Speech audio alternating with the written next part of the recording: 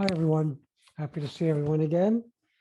Um, well, I wanted to talk about the origin of the 7 steps.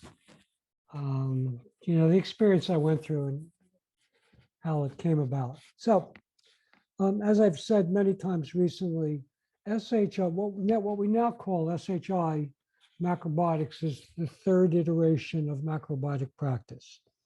The first was Osawa macrobiotics. I never had the opportunity of meeting George Osawa. It was mainly from his books and stories, lots of stories from people who actually did know him.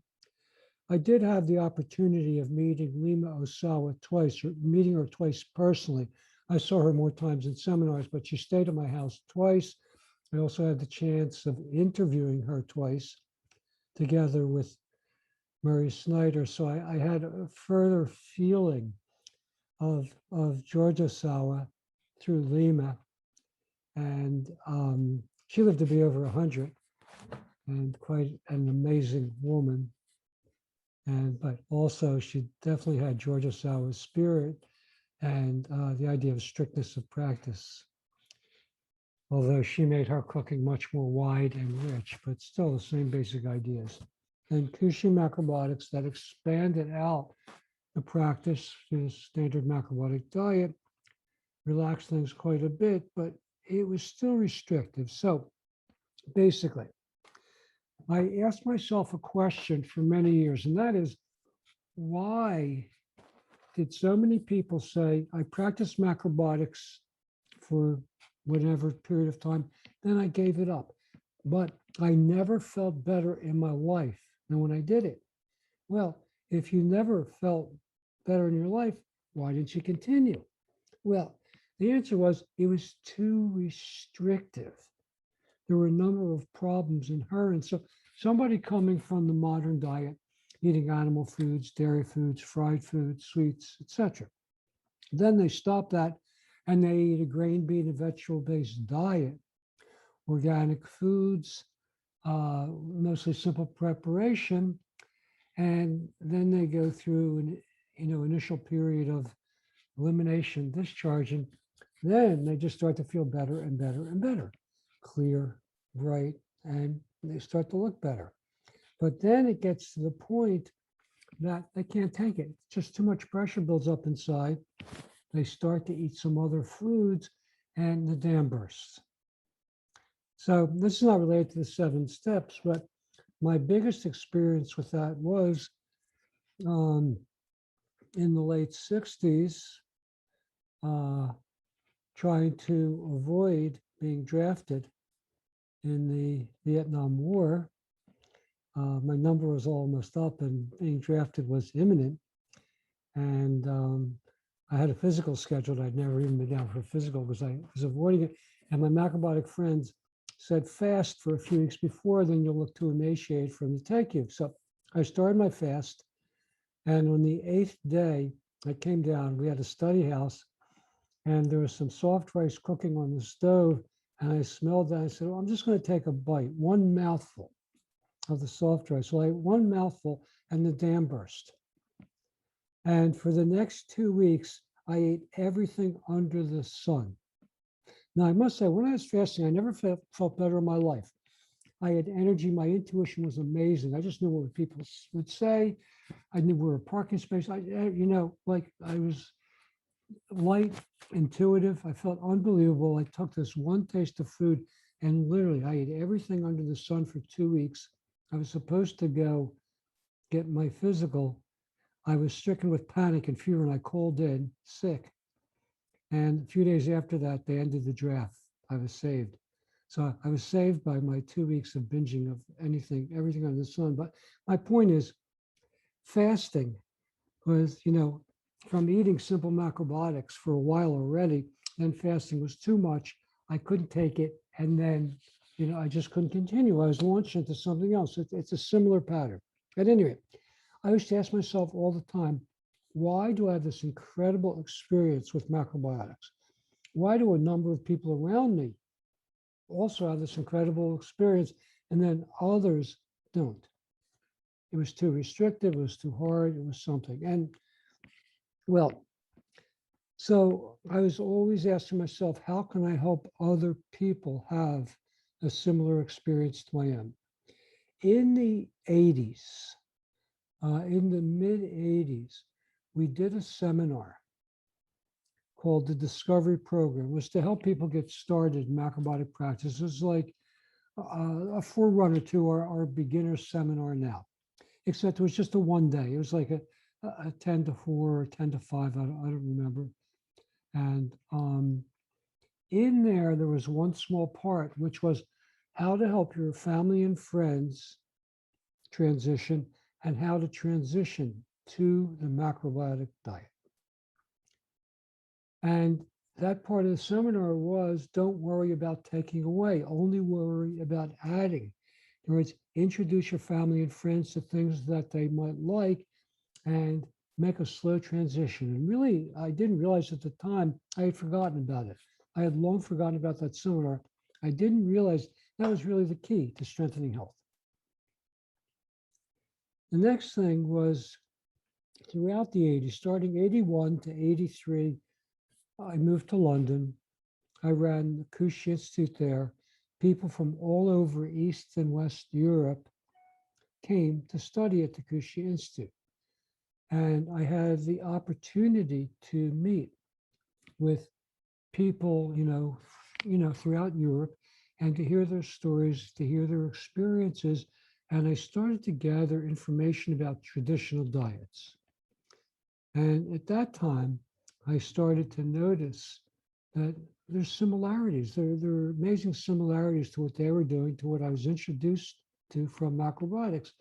And so I started to also read books on traditional diets, the traditional British diet, traditional other diets, and I started to see more similarities.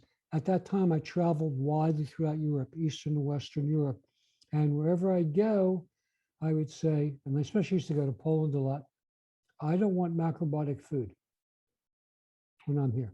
I only want your traditional cooking. I don't care what it is. I don't care what's in it. Just, of course, they tried to give me, vegan style or with fish, macrobiotic food. But I said, I don't care what's in it.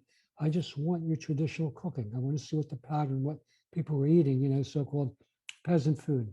And they saw these dairy restaurants in Poland at the time. I don't know if they're still there, but they had grains, they had soups, they had vegetables, they had pickles. It was really like macrobiotic foods. And there was another teacher who used to go there that I heard, another student of Osawa who I never met, Kikuchi, who lived in Brazil, and I heard he absolutely loved those restaurants. But at any rate, point I'm trying to make, I started to notice these similarities, that there is a similar eating pattern throughout all traditional civilizations. So wherever I looked, whether it was anywhere in Asia, India, the Middle East, Mediterranean, all of Europe, the Americas, so Mexico, Central, South America, and Africa, North Africa, and the rest of Africa, they all had the same pattern: grains, beans, vegetables, seeds, nuts, and fruits. They lacked the seaweeds and soy products that we use that were common to Japan, but I discovered that all coastal people ate sea vegetables anywhere in the world. All island countries and coastal people ate sea vegetables with two exceptions. Well, no, with one exception. That's Africa. They ate river and lake weeds. Southeast Asia ate seaweed like the rest of Asia, and they also ate river and lake weeds. In Africa, they only ate river and lake weeds as far as I could find out. But so other than that, the same pattern existed everywhere in the world: grains, beans, vegetables, seeds, nuts, and fruits, naturally pickled and fermented foods, mild beverages, and mild sweeteners. And this was the pattern everywhere. And, I had talked to Michio about it a number of times, but Michio was on one track of spreading what was traditional about Japan to the rest of the world as Osawa wanted. And I can appreciate that, having not been their background, but at the same time, I understood that and Nietzsche's dream was one peaceful world. That to me, it occurred to me at that time, one peaceful world begins when enough people start to eat their own traditional grains and we start to eat all grains together, including rice, but not limited to rice. So that was really a big turning point that macrobiotics to spread and flourish would have to acknowledge and appreciate and respect the world's traditions, not only Japan and Asia. And although Asia and Japan developed something unique, especially Japanese temple cooking, from what I could discover and learn, each area also had something unique. And what they did, and what I started to do is I started to basically analyze each traditional diet and look at it. What did they eat according to the latitude and according to the climate? And what I discovered was, in macrobiotics, we have the unifying principle. Now we all have a common origin, everything is connected, one thing changes to another. It guides macrobiotic practice. And the unifying principle uses yin yang, the principle of balance and harmony in macrobiotics. And together with that, we use the 5 transformations. So when I started to look at all of these, traditional diets according to these things, yin yang and 5 transformations, I said, I don't know if they knew about yin yang. I don't know if they knew about the 5 transformations, but they discovered these things one way or another because it was consistent everywhere. It was amazing. And I still have a manuscript about all these studies. I still, one of these days, we'll publish it. It's still sitting on my desk somewhere. But at any rate, so the same principles also applied. In other words, people weren't just eating grains, beans, and vegetables and the other foods.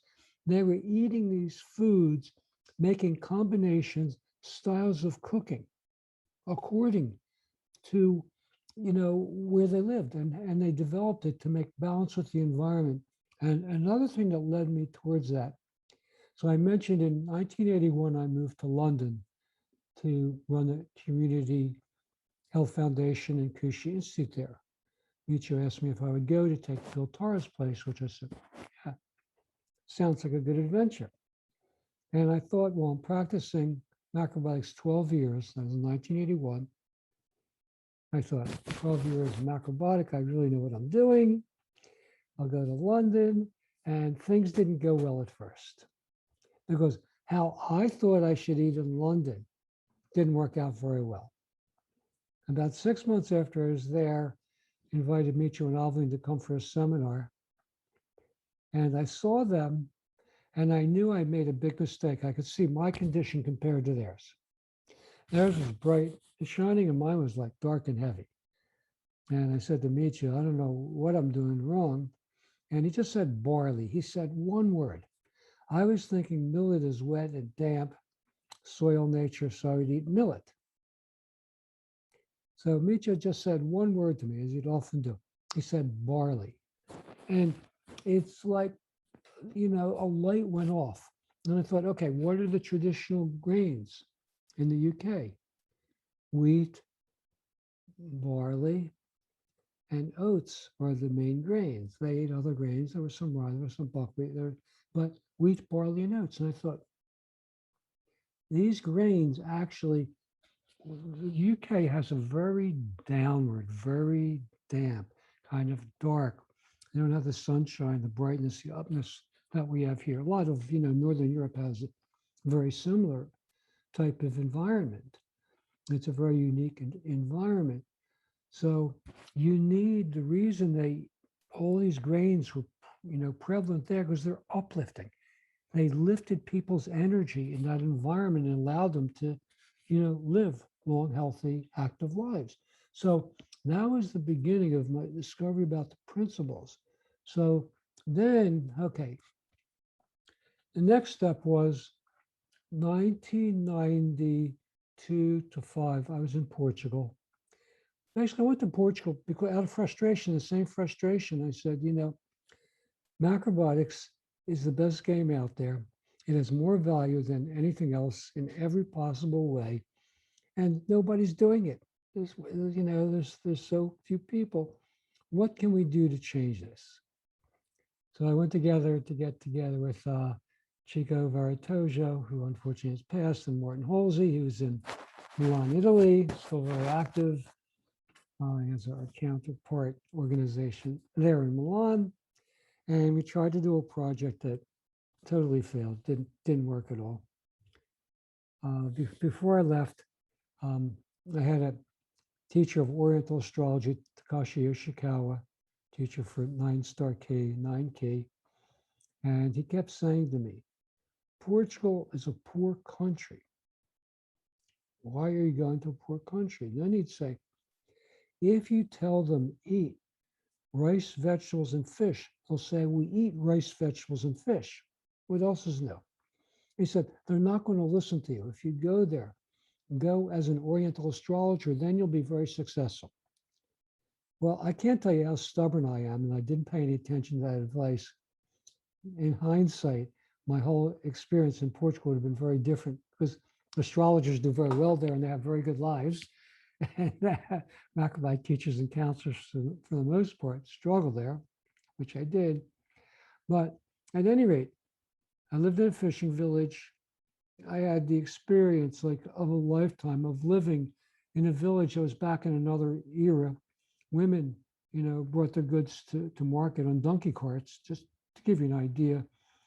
It was virgin soil. There was a different wildflower every month of the year, which only grow on virgin soil, even including poppies, which are astoundingly beautiful. So I got to live, and I also got to see how we go in purposely and destroy a traditional culture. So I got to see the local farmers driven out of business and everything by big agriculture conferences. So anyway, I saw the end of an era and the beginning of the modern age of bringing Portugal into line with the European Union, to make sure they were in line with the rest of it, which they did very successfully. But at any rate, so I lived in a fishing village, and I had a chance to go to the beach a lot. My kids love going to the beach, so I'd take them to the beach. And the water there was much rougher than I was used to. The waves used to just break down. Some days, a lot of days, I couldn't get in the water. It was cold every day of the year. It never warmed up there, even though it's the same latitude as here. It's only in the south of Portugal where the water gets warm, like I'm used to. And it's always rough. So it goes from mildly rough to really rough. So I'm sitting there one day and just watching the waves are breaking, and an idea came to me. It just came to me and said, we're doing everything backwards. We're trying to tell people what not to eat. We're trying to tell people how to be perfect, how to do everything. And I thought, it's all wrong. If we start at the center and only think about adding, then we create an opening spiral. Now, my analogy, because I like to simplify everything to its simplest terms, and I always thought macrobiotics is like a closing spiral, and we're trying to hit the bullseye to be perfect. That's the impression I had.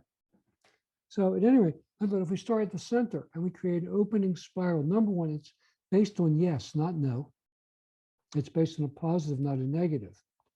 And a negative can't really lead to balance. The Oriental model of teaching is no, no, no. You don't understand anything. You're not there yet.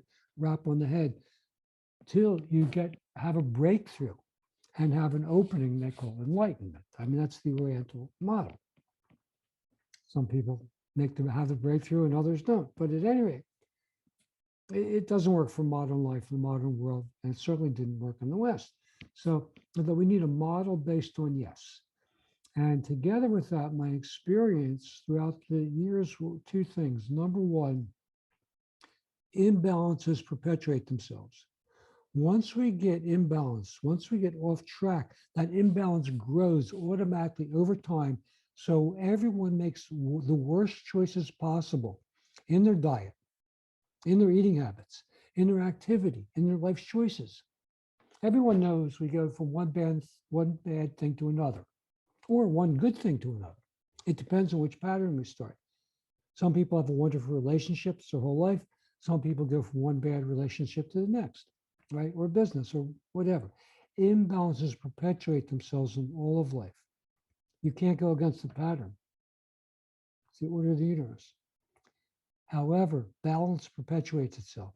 So if we can help people create a new pattern based on balance, starting in the center, adding things that are balanced, eating habits, and rising and sleeping styles which align people with nature's energy, nature's cycle, which gives everyone nature's balance.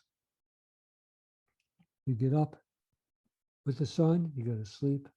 When the sun's down, you eat when the sun is here, here, and there. I mean, it's nature's cycle, nature's balance. People did that for 10,000 years around the world. Then what I call biological balance, grains, beans, and vegetables. We center our diet on the most balanced foods. Balance perpetuates itself. Then we add balanced activity. What's the most balanced activity? Well, walking. The body rub returns us to balance. We try to make a natural environment, unclutter our environment, get green plants, try to have natural materials, try to minimize EMFs, etc. So in other words, we start to add balance in various areas of our life. And then we create a new pattern of balance that's much more open and flexible. Then, after that, then we encourage people to investigate and to include their traditional style or traditional cooking that they're attracted to. It could be your own tradition, or it can be what you've come to like, as long as it's a traditional style that we can adapt to macrobiotic practice. Now, all of this is like an outgrowth of what macrobiotics was. When I started practicing macrobiotics, I thought, okay, I had my store, but 2 weeks in the spring, 2 weeks in the fall, I'd go to Boston, live in a study house, experience life there. The first time I was in a study house, I actually went for a whole summer. I was there for 3 months. And people there were so strict. One night a week, Sanai, the macrobiotic restaurant there, had azuki bean brownies. They weren't very yin. Azuki beans and squash and raisins, and people would go and they would binge out on these things like you couldn't believe. Well, on the way down there, everyone piled in my car. I can't tell you, I had an old Mustang. I can't tell you how many people were in my Mustang. I'll tell you, there's a lot more than 6. And everybody piled down in my car. And the way back, I drove by myself, a few miles to the study house. Everybody said, "Oh, I binged, I have to walk back." I said, "What? Okay, it's your choice." So that was our weekly routine. We'd go down there, we, eat everything and eat our azuki brownies, azuki chestnut brownies, even more young. That's right, they were azuki chestnut brownies with raisins. Maybe they had rice syrup, I don't even remember. But anyway, there was nothing in about them. They were heavy and as dense as can be. They did have a nice sweet taste. So everybody would walk back. And then the other thing that really bothered me was people would eat strictly and then they would go out and they would binge in secret. And they would eat everything under the sun. They would go out and they eat 5 desserts. How do I know? Because I hear people complaining about, "Oh, I ate this last night, I ate that, and I can't believe I ate all this." And not one person, but tons of people. And then one night we were sitting on the porch after dinner, and it was such a high rice diet. It was practically the only grain, except for, udon and soba, noodles or mochi. It was such a high grain diet. There weren't many vegetables. There wasn't much liquid. And I started to get indigestion, heartburn. And I thought, what can I do to make my digestion better? I never had heartburn in my life. I heard people talk about it, but I didn't know what it was. So I had this heartburn, this burning and everything. So I said, my intuition said, you need a beer. And I went and I got a beer. So I'm sitting on the porch after dinner drinking a beer. And everybody's, what are you doing?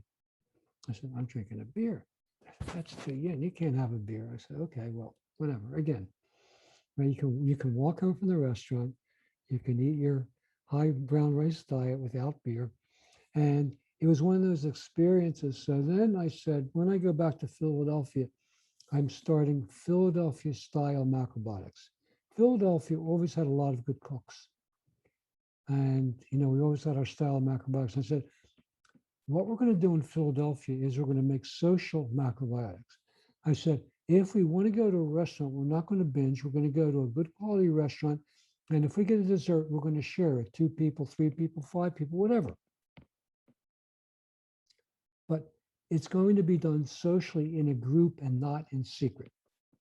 Because there's nothing healthy about eating strictly and then binging, eating out of control. So the thing is, if you practice macrobiotics, whether you're eating at home or you're traveling or a restaurant, a macrobiotic person still makes the healthiest choices possible, and we do it together, we share. So that became the basis of the strengthening health approach based on adding. Any amount of practice is okay. It's based on traditional cuisine, not only Asian. It makes use of the world's grains, brown rice, barley, millet, buckwheat, wheat, rye, corn, and oats, as well as the wild grasses. Well, buckwheat's a wild grass, quinoa and teff. So using all beans, all vegetables. And Susan and I have greatly widened like the beans list, the vegetables list, the seasonings list, beverages. Basically tried to make it in line with the vegan and vegetarian um, practices so that everyone could have a healthy practice. And the other thing that I think is unique about the strengthening health approach is in counseling, I always ask people, is your partner going to practice with you? More often than not, people say no. They say, well, let me ask the question in a different way. I said, if you cook healthy food, whether it's a man or woman, if you cook healthy food, will they eat the healthy food together with you, no matter what else they're going to eat? And more often than not, they say yes. I say, that's good enough. As long as you're eating healthy food together, they can add on whatever they want because meat or chicken together with grains, meats, and vegetables is far better than without. Years ago at the Seventh Inn restaurant, there was a master chef, Hiroshi Hayashi. He was really a wonderful chef. And Michio was trying to do some research of what would happen people eating a vegan macrobiotic diet, then people eating the macrobiotic diet with meat. So a group of people volunteered. I wasn't one of them for 2 years to have their blood checked before. And then after 2 weeks, and every day they ate the Seventh Inn and each Hiroshi cooked macrobiotic food plus meat for them. And at the end of the 2 weeks, no one's cholesterol went up because he cooked the meat so well, he neutralized all the toxification that, plus they were eating it together with macrobiotic food. So the point I'm trying to make is even if your family doesn't want to be vegan or pescatarian, they want to continue with animal and dairy foods, just add it on. Whatever they want, add it on. Just eat healthy food together. So point is, I think strengthening health, and of course, it'll get to the point that this needs to be revised and changed, but for the foreseeable future, it's a way of macrobiotic practice that's open, it's adaptable, it's embracing, and it can bring people together. And it's based just on healthy. And the other thing that's unique about it is our emphasis on it's important, just as important, how you eat is just as important as what you eat. In other words, that makes it truly a mindfulness practice that we put so much emphasis, not so much, but equal importance on how we eat, our eating habits, our approach to eating as what we eat, and then making that part of our overall lifestyle. So that's really the origin of the strengthening health approach, which we're continually developing and trying to preserve traditional macrobiotic cooking, because the essential dishes we learned, the brown rice and miso soup, nishime and seaweed, etc., dried daikon, these are unique dishes. They cannot be replaced. At the same time, the contributions from the world around the world are unique as well. And at home, basically, we eat one so-called macrobiotic, traditional macrobiotic meal a day, and then another more Mediterranean or Mexican or Middle Eastern or something that, which is still macrobiotic, but just more open style. So if you have any questions, be happy to try and answer them. And that is our approach. All right, great. Thank you very much, Jenny, for that. So at this time, we can move to a Q&A session for about another 15 minutes or so. I am going to allow individuals to unmute themselves. I just ask that if you do have a question, you can either raise your hand and then I can call on you, or if you unmute yourself, I can see that you're unmuted and then I can call on you. Also, too, I know there's some individuals that are on Facebook Live. I'm going to be periodically going back to check those sections as well too, to make sure if anyone has a question, it can be addressed. So you can also use the chat feature as well too, in case you don't know where the chat feature is. I'm just going to say hello right there in the chat, and you can also respond with a question there. So if anyone has any questions regarding what Zenny has spoke about today, feel free.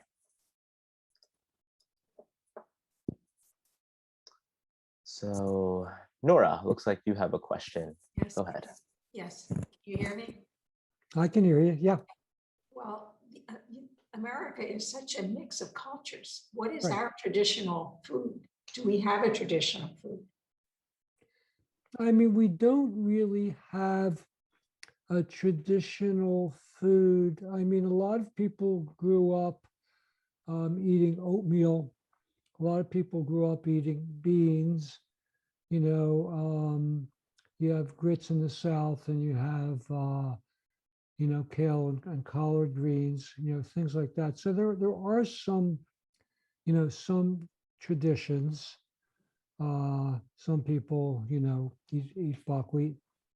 So there are some traditions, but there's not a clear tradition other than what people brought with them. But usually that didn't last here. I was amazed, when I used to travel to Toronto, how they had so many ethnic areas there that had wonderful ethnic cooking, like we didn't have here. But like in Philly, we have a strong Italian tradition, so there's a lot of good Italian food here. But that's about it. Now there are actually some Middle Eastern that's quite good, and also the Mexican. So it's just what people brought with them, but we don't have a so-called American tradition as far as I can see. Thank you. Yeah. Yeah. Michelle, I guess. Well, hi. Thank you for that lecture today. Very informative as usual. And, I have one comment and a question. And it's too bad that we couldn't grow coconut trees around here, because I would love to incorporate that in my diet locally, but oh well. So my question is, bleeding anal hemorrhoids. Now that's a new thing for me. I'm wondering what goes on in the body to even cause something like that. Is that a simple question or not? That's actually two questions. Number one, Oh. the reason we don't recommend coconut here is not because it can't grow. I guess it grows in Florida, I guess. But a season is 4 months, is 3 months. Our blood changes every 120 days, right? That's very important. Now, coconut is liquid in the tropics, and solid here. Okay. So why it's important that a season is 3 months and our blood 120 days changes every 4 months is that what we eat in one season affects us in the next. So people say, well, why can't I eat tropical fruit in the summer? You can't, because the summer's followed by the fall. And as soon as the weather changes, you're going to have problems from the tropical fruits you ate during the summer. Basically, the tropics have 2 seasons. They don't have seasonal change the way that we have. And that's the same with all tropical fruits. Now, oranges are more, and tangerines are more subtropical. Lemons, they work very well in this climate. And they don't cause their, I mean, they're much more young as far as fruits compared to the other ones. So, plus everyone needs more refreshing things, which makes them, you know, a welcome addition to our way of eating here. But, you know, the first time I traveled to the tropics and I had coconut and drank the coconut milk and ate the coconut, I thought, wow, this is amazing, because it opened up my condition. It's liquid there. So it's actually makes you adapt to the climate. It's wonderful food in the tropics. Same with all other tropical fruits. When we had our vacation in Costa Rica, and I'm not much of a fruit eater, you know, but in Costa Rica, starting off every day with a lot of tropical fruit was ideal. I mean, I didn't feel right without it because, again, it aligns with the climate. So macrobiotics, one of the uniqueness is we respect, you know, our connection to the environment and to the climate. Now, hemorrhoids are common among macrobiotic people, I am sorry to say. The reason is because we eliminate past young foods down. So our way of discharging is from the periphery to the center, from the top to the bottom. So as we practice past animal foods, cheese, eggs, all that, start to discharge down. If our practice is too young, they gather in our anus and create hemorrhoids. So basically, light, refreshing macrobiotic practice that's not too strict, not too much salt. And you have to be very careful of peanut butter, dense foods, because dense foods make them gather more. So bread and peanut butter, a lot of people like corn chips or all those things, or some people go for pizza and anything like that, or bagels, any very dense foods worsen the situation. But light, refreshing macrobiotic practice helps get rid of them. It's an unfortunate side, I guess I can't think of the word, of macrobiotic practice, but it actually is a good sign. It means you are eliminating your past excess. Oh, interesting. Yes.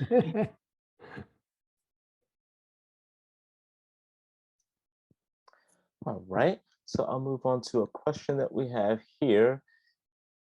It says, at your retreats at Temenos, we ate good macro, but then it was recommended to go out and eat anything at a restaurant while we were there.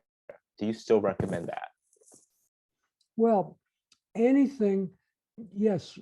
Like, as I said, if we want to be healthy, we should always want to be healthy under any circumstances. That means when we choose foods for enjoyment, we should make healthy choices that are appropriate.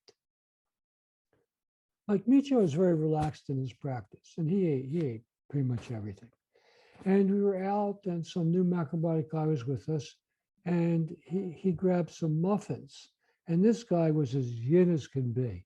And I'm surprised. Mitchell looked at him and said, put that back. Wow. Anyway, because it was so inappropriate. That's the last thing in the world this guy needed was more, you know, muffins, pastries, donuts. So we should always try. That's how we learn to create a balance and be flexible. And I don't know, Tron, is there a new macro plate up on the SHI website? Yes. Okay, so if you go to the SHI website, we've revised the macrobiotic plate, the macro plate. Similar to the other one, 25% grains, 25% beans and soy products, 25% vegetables, 25% other foods, and then all the other foods, soups, pickled and fermented foods, sea vegetables, seasonings, natural sweeteners, mild beverages. But then we added special occasions / optional that you might choose or might not. Animal and dairy food, fish, sweets, and family favorites. So the point that, and if I wasn't so strict in the beginning, I don't have many regrets in my life. When I was in Japan, I lived in Japan, I taught English like all the other foreigners there. English is a second language. And one of my students, his uncle was Yakuza, Japanese mafia. And as a favor for teaching his nephew, he wanted to take me out for a night in Osaka. And the first stop was a famous restaurant that had Kobe beef. And I was so stubborn, I said, no, I'm sorry, I don't want the Kobe beef. I just want fish. It was kind of like an insult. It was a terrible thing. It's one of my huge regrets because my only chance in my life to actually taste Kobe beef, I don't even like meat. I didn't like it growing up, but I do like experiences. So I'm sorry, I mean, that was the real thing. At any rate, so that's one of them. Second is my mother was a wonderful cook, a wonderful baker. As I got more serious with macrobiotics, I started to refuse a lot of things that she made, even on holidays. So that's my other regret. So family favorites aren't there forever. If your health allows, you can choose them. But again, we choose an appropriate amount that our health, can bear. It's not going to spoil our health. And social eating is a very important part of life. Right? Now, if we have a serious health problem, then we need to use our discretion, and it might not be the time right now. We might need to wait for the future. Okay. Yeah, but Denny, I just want to make a comment there. The Yeah. high corn syrup in a lot of the baked goods now, I don't know if people use that in their baking, but that is so addicting. I had a muffin the other day and I couldn't just stop at one. It was like, anyway, I just want to make a comment that some of the junk food out there is such junk that you can't stop eating it. No, that's absolutely right. Oh, but I'm too young, so that was my issue. No, that's absolutely right. When Mitch had come to town, he always wanted to go to restaurants, and what he liked most were diners. And at that time, diners had food. It was real food. We go to diners and we go to delis. And Mitch would always say, bring me a bucket of pickles, a mountain. And, they had the buckets of deli pickles, and we just stand, we'd go there and we eat a whole thing of pickles together. They were real pickles, pickle barrel rind pickles that weren't chemicalized at the time. Muffins were real muffins, everything, pancakes. So it was food. So actually, when I said my mother baked, yeah, of course it had sugar, but it was food. It wasn't like the baked things now. Sometimes on the road, and I'm trying to find something to eat, and I've gone and I've gotten, like a muffin. I couldn't eat. I said, what do they put in this? This is not food even. So it's unfortunate now what we can actually eat out is really limited. You can't go to diners anymore. Food's no good there. There's almost nothing you can eat in a Jewish deli anymore. Nothing that's actual food. They don't have buckwheat anymore. They don't have barley. They don't have all the things they used to have. Rice knishes, kasha knishes, all the things that were food that we used to go eat in the past. The pickles are all chemicals now. You can't eat them.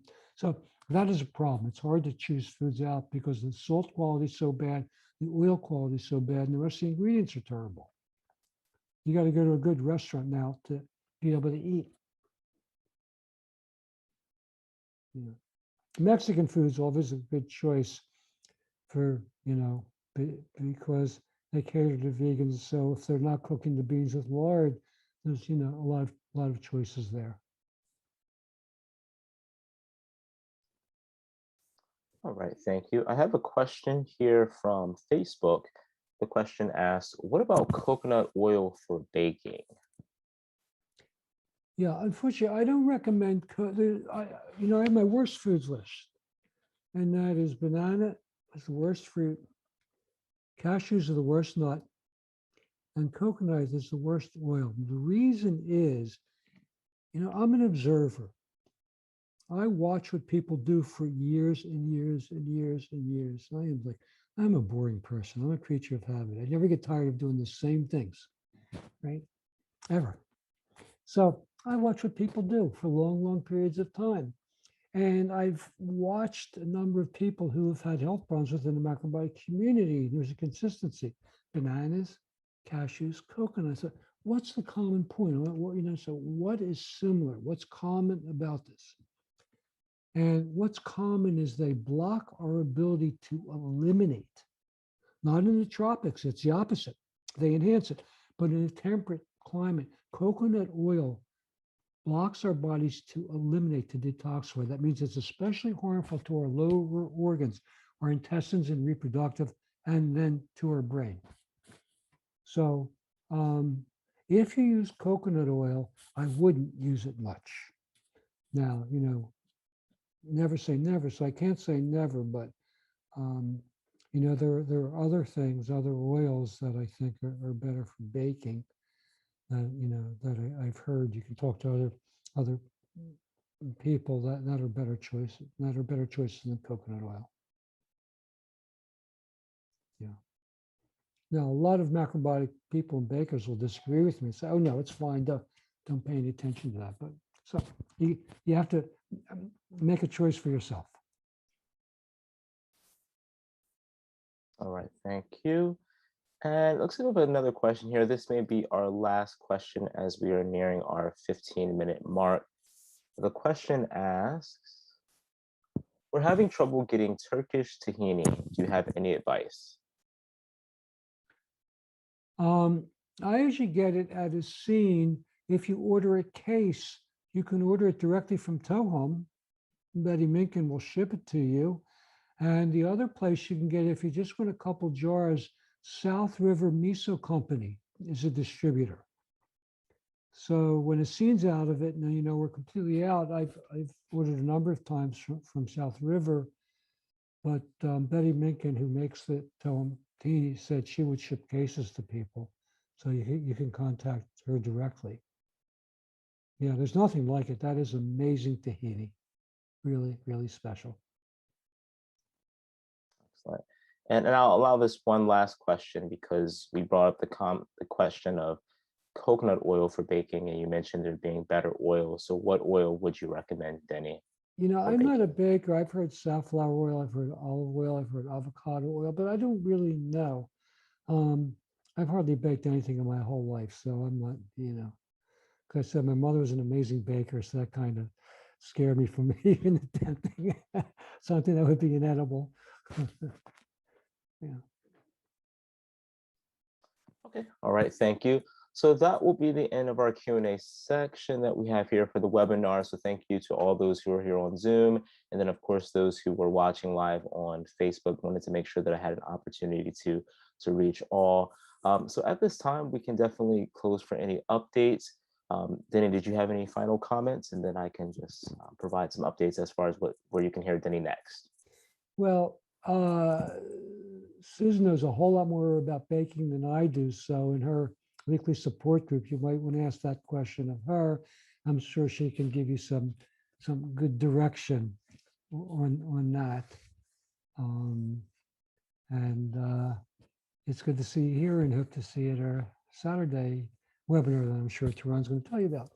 And you know what, Denny, I just want to address this one last question. It came in through Facebook just as I was wrapping up, and I think it may be an important one. It's from a Haley. I'm going to address this. What about the stress? What about the stress the limitations of the diet can cause? Is it still recommended to follow macrobiotics if you find it to be highly stressful to follow? I think that may be important for people to hear. Well, okay, you can be a 1 meal a week macro. You can have, oatmeal and vegetables once a week. You can be a 1 day a week macro. You can be a weekend macro. You can be a 1 meal a day macro. In other words, the whole idea of it is to incorporate macrobiotic principles within your lifestyle. And I tell my clients, it's no good trying to do everything I recommend. It's no good trying to be stressed that you can't do everything or can't do it properly. Anything is better than nothing. Basically, what we're trying to do, your goal is to change the percentage of healthy to unhealthy. And if you can get up to 30%, which is approximately 1 meal a day, that's healthy, it's enough to tip the scales towards health over time. It can make an amazing difference. 2 meals a day is amazing. So a lot of people find they have 2 healthy meals and eat whatever they want with 1 meal. And the other thing is health craves health. The more healthy food you eat, the more you crave. The more healthy practices like walking and the body rub, you crave other healthy activities. So basically, do what you can comfortably with your eye on trying to create health supporting habits in your diet, activity, and lifestyle over time, and let nature run its course. Getting stressed, life is stressful enough. So you don't need to add extra pressure. Thank you so much. Thank you, Teron. Thank you, everyone. Good to see you. See you soon. All right. Bye now. Bye-bye.